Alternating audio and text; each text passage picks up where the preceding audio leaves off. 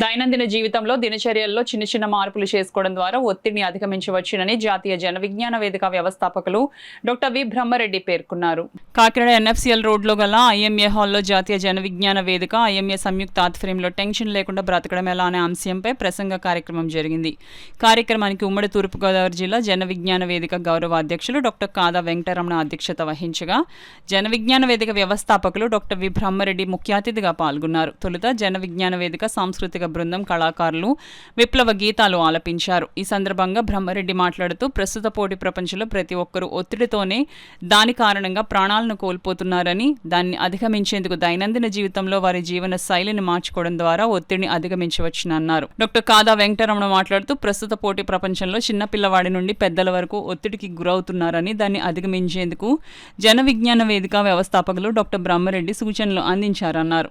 ఈ కార్యక్రమంలో ఐఎంఏ నాయకులు doctor Moka Pavan Kumar, GS Murthy, professor doctor Alapati Srinivas, Padala charitable trust chairman Suryaprakash, Kommana Tatarao, Potu Ramakrishna, Subbaraju, Dikshitulu, Kiranmay, Satyamurthy, Raghuram, Ramarao, Allu Surendra, పలువురు జన విజ్ఞాన వేదిక నాయకులు, పలువురు నగర ప్రముఖులు పాల్గొన్నారు.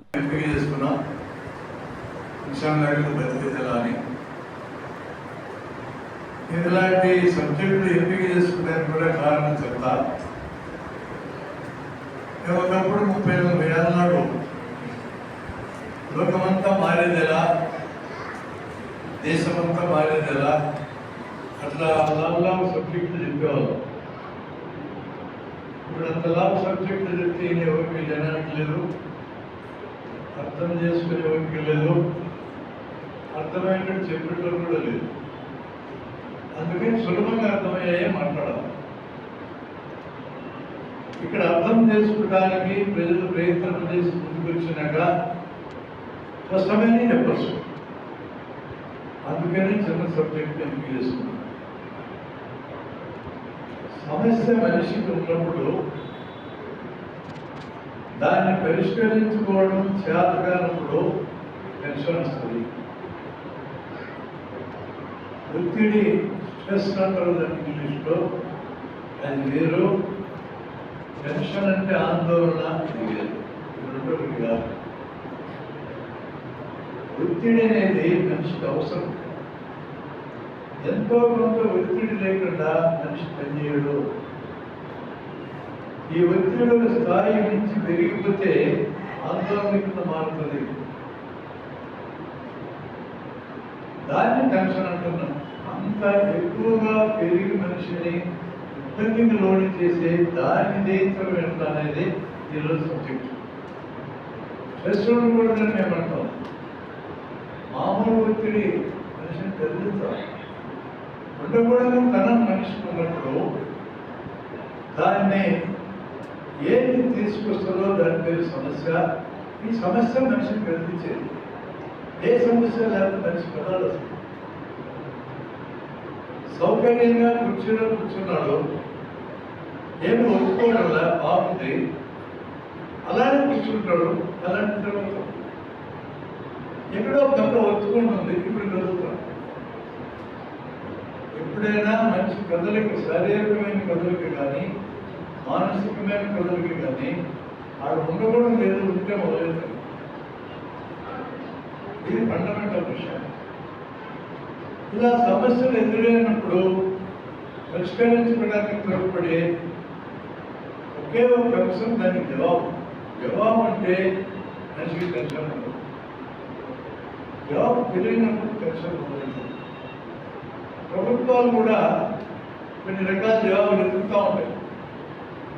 ఇదివరకు పెట్రోల్ ధరలు ₹10 పెరిగినా గొడవ చేసేవారు. జనం గొడవ చేస్తే ప్రభుత్వానికి టెన్షన్. ఆ టెన్షన్ పోగొట్టుకోవడానికి ప్రభుత్వం జవాబు ఎత్తింది. రోజు నిలిస్తే జనం తిరగబడతారు.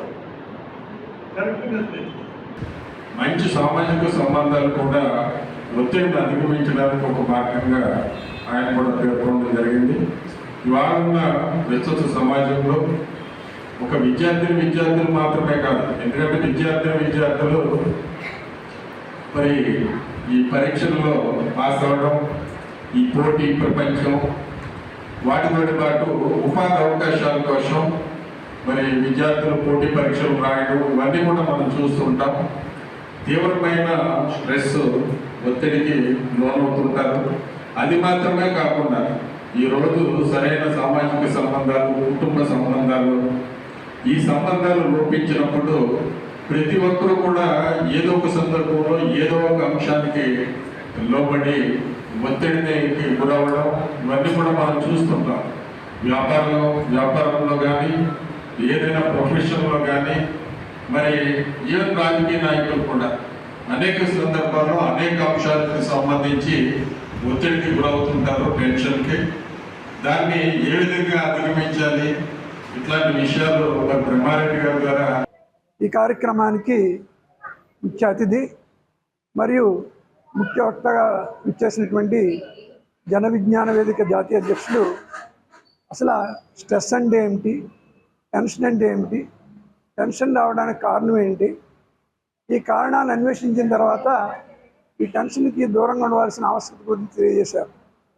ఈరోజు స్కూల్ పిల్లల దగ్గర నుంచి ఉన్నత స్థితిలో సెటిల్ అయినటువంటి వాళ్ళ వరకు కూడా సూసైడ్లు పెరుగుతూ ఉన్నాయి. ఈ పెరగడానికి ప్రధాన కారణం టెన్షన్. అసలు ఈ టెన్షన్కి మూలాలు ఎక్కడ ఉన్నాయని చూసినప్పుడు దీనికి అనేక కారణాలు ఉన్నాయి. అందులో ఒక కారణం ఏంటంటే ఈ టెన్షను కారణమయ్యేటటువంటి ఏవైతే ఉన్నాయో ఆ వాతావరణం అంతా కూడా ఈ వ్యవస్థలో ఉంది. ఎడ్యుకేషన్ వ్యవస్థలో కానీ, ఉపాధి వ్యవస్థలో కానీ, లేదా వాళ్ళు ఒక పనిచేస్తున్నటువంటి ప్రాంతాల్లో కానీ. సో ఇటువంటి టెన్షన్స్ని డీల్ చేస్తూ ఆరోగ్యకరమైనటువంటి జీవితాన్ని ఎలా కొనసాగించాలి అనేది ఈరోజు బ్రహ్మారెడ్డి గారు చాలా చక్కగా వివరించడం జరిగింది.